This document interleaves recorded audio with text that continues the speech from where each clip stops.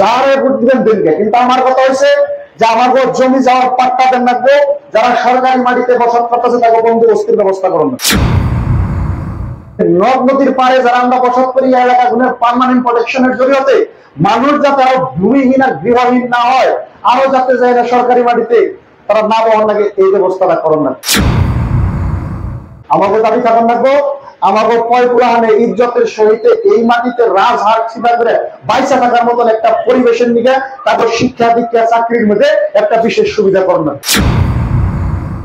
আজকে আসামের ভিতরে সবচেয়ে বেশি মাটি যদি কোনো ব্যাপার হয়েছে ড্যামাজি তৈরি হয়েছে,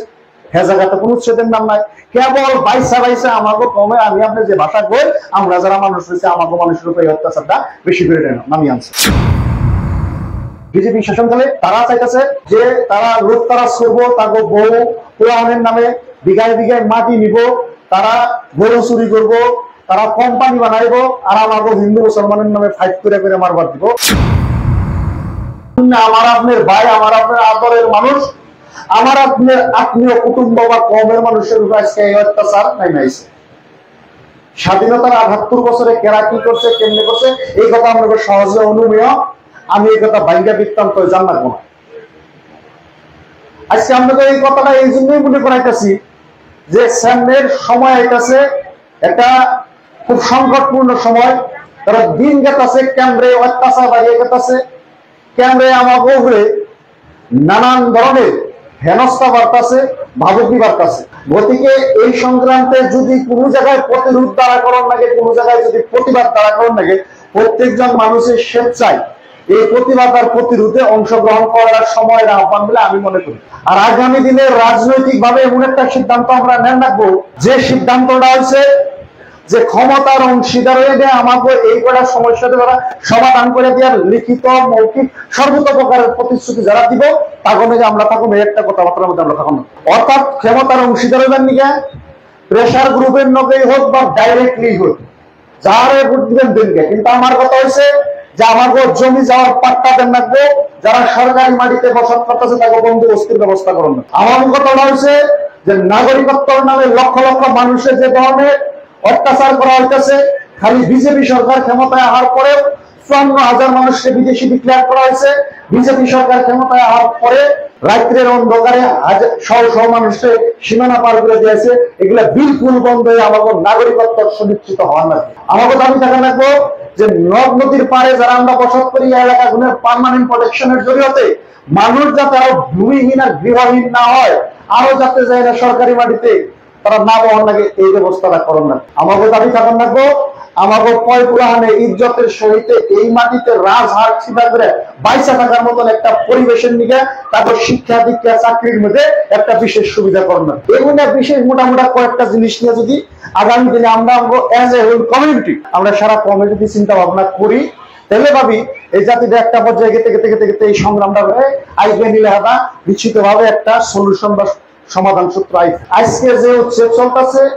এই উচ্ছেদ ১৯৫০-এর টাইমেও চলতো, বা সরি স্বাধীনতার আগেও চলতো। যেমন সৈয়দ সাদুল্লাহ প্রধানমন্ত্রী আসছিল, তারপরে যে শুনলো আমার গোপীনাথ বরদলৈ এলো, এই সময়তে রাত্রের আন্ধারে শহ শহ মানুষের বাড়িঘর হাতি দিয়া ভাঙ্গা দেওয়া হইতো। ইতিহাসে স্পষ্টভাবে। আর ওই সময় অখণ্ড ভারত তথা অবিভক্ত আসামে এই সময় একজন খুব বড় সড় নেতা মৌলানা আব্দুল হামিদ খান ভাসানী সাহেবের নেতৃত্ব উচ্ছেদের বিরুদ্ধে আন্দোলন চলত। এই মানুষের যে জায়গা তুলে তাকে উঠিয়ে নিছে, ওই জায়গায় আগুন লাগলে মানুষ বলতো মানুষের মাটি জমিনে যাতে পাট্টা পায়, যাতে সরকারিকরণ হয়, তার জন্য দাবি তুলত। কিন্তু দেশ বিভাজনের পরে ওনার একটা সিদ্ধান্ত নতুবা উনি এই দেশ ছেড়ে চলে যায়। তারপরে দেখা গেছে যে স্বাধীনতার ৭০-৭৮ বছর পার হয়ে যাওয়ার পরেও এই কৃষক ভূমিহীন মানুষের জন্য কোন একটা সংঘবদ্ধ আন্দোলন বা আওয়াজ দ্বারা হইল না। বিশেষভাবে ক্ষমতায় থাকা মানুষ এটা করার লাগছিল বা সমস্যাটাকে সমাধান করে দেওয়ার, তো তা না করে দেখা গেছে যে সেদিনকে আসলডুবি নামের যে জায়গায় বা আমাদের গোয়ালপাড়া টাউনের বিলটা যে ছিল, ওই বিলটা আসলে আমি বিল আসল না, হাসিলা বিল আসলে হাসিলা গাঁও আসাল ২০১২ সনে না ১৩ সনে গভর্নমেন্টে হাসিলা বিল বানিয়ে দিচ্ছে, গ্রাম রে বিল বানিয়ে দিল। আজকে গোয়ালপাড়াতে উচ্ছেদ করছে ওই জায়গাটা একটা সময় রেভিনিউ ভিলেজ আছে, ওই রেভিনিউ ভিলেজটারে পোকার অন্তরে আজকে ফরেস্ট ভিলেজ বানিয়ে দিচ্ছে, মানুষ উচ্ছেদ করছে। আজকে উড়িয়ান গার্ডে উচ্ছেদ হইতেছে, বা মানুষ হয়ে গেছে উচ্ছেদের নোটিশ দিছে আপনার উরিয়ামঘাট নগাঁও ডিস্ট্রিক্টের অম্বুরা উরিয়ামঘাটের মানুষগুলো নাগা মানুষে আগ্রাসন করে নাগাল্যান্ডের থেকে আর সেই জন্য শরৎচন্দ্র সিংহর দিনে মুসলমান মানুষের নিয়ে ওই সীমান্ত বর্ডার থেকে জঙ্গল টঙ্গলতে পড়িয়ে দিচ্ছে আর এই মানুষের ফরেস্টে তারা পারমিশন দিচ্ছে তোমরা ঘর বানাও ঘর রিপেয়ারিং করে এটা করো ওটা করো সরকার পয়সা হচ্ছে আর এই মানুষ আজকে বাংলাদেশি গুলো কই না উচ্ছেদ করতেছে বিড়ম্বনা দেখেন আজকে আমাদের বুগালে পিরালাতে কোনো হত্র নাই কিছুই নাই গত 2 বছর আগে ওই গ্রামের কয়েকটা বদমাইশ লোকের সাথে মিলে 80,000 এরা ঘর তুলছে বলে হত্র আজকের দিনে চিফ মিনিস্টারে ফেসবুকে পোস্ট করে টিভিতে আয় যেন হত্র আছে আজকের দিনে 80-90 বছর আগে অগ্নি আসারলো ঠাকুর গোমারি বা ইয়ের বাড়ি আমাদের এই বামনের বাড়ি তারা নিষ্পিখারাজ মাটি গুনা দিছে কৃষক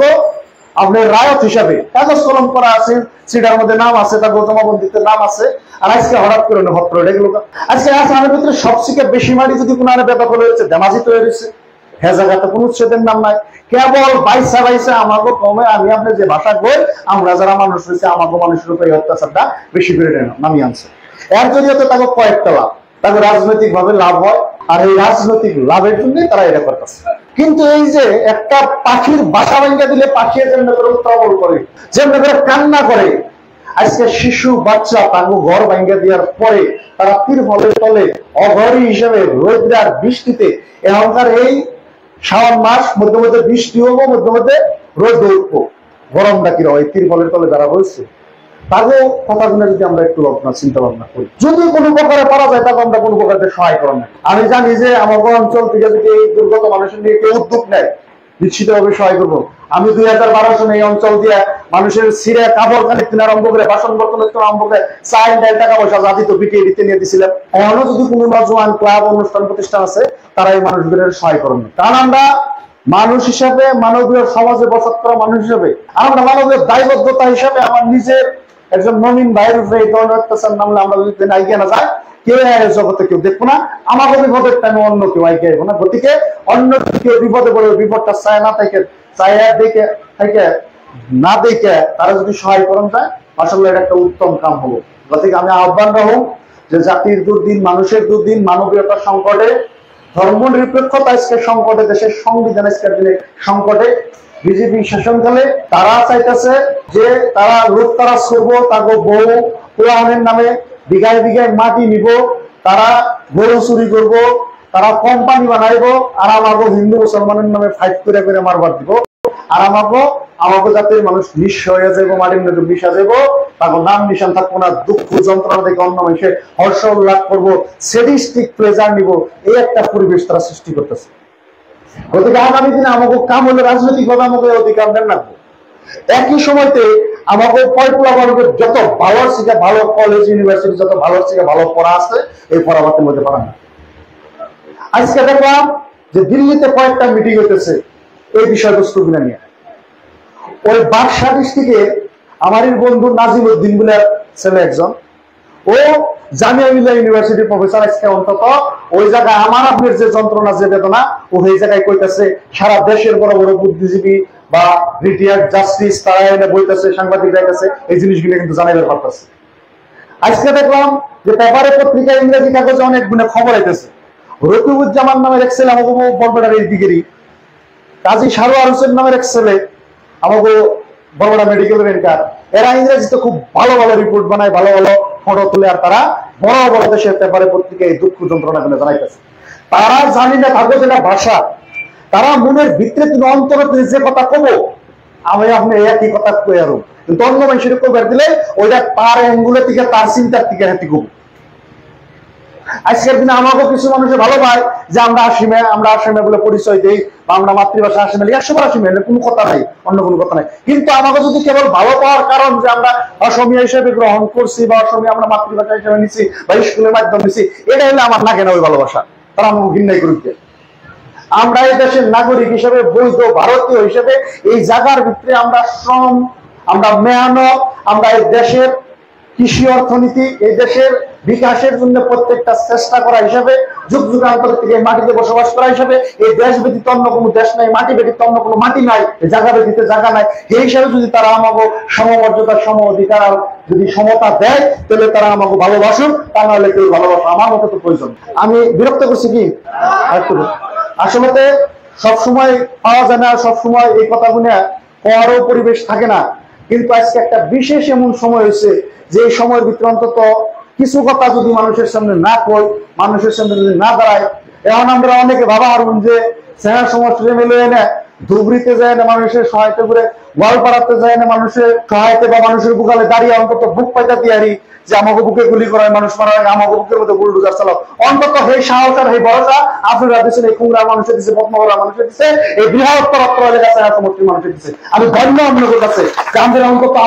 আমরা আইডিয়া দিচ্ছুন যে তুমি যাও, তুমি আইডিয়া জানে মানুষের প্রতি কাম করো, অন্তত বুকের মধ্যে অপাহানি যন্ত্রণার এই জাতির প্রতি, এই কমের প্রতি অপাহানি ভালোবাসা আছে দিকে ছোট্ট বয়সের থেকে আরম্ভ করছিলাম যে কমের মানুষের হকে থাকুন, আর আজকে ইনশাআল্লাহ আসি, আগামী দিনে যাতে থাকা আর তার জন্য আমরা কাজ করে দোয়া করবো। আর আজকের মিটিং আপনাদের সবেরে এবার পাইয়া আর আমাকে নবনির্বাচিত সবেরে আমরা শুভেচ্ছা দিচ্ছুন, তার জন্য আপনাকে সবের ধন্যবাদ জানাই।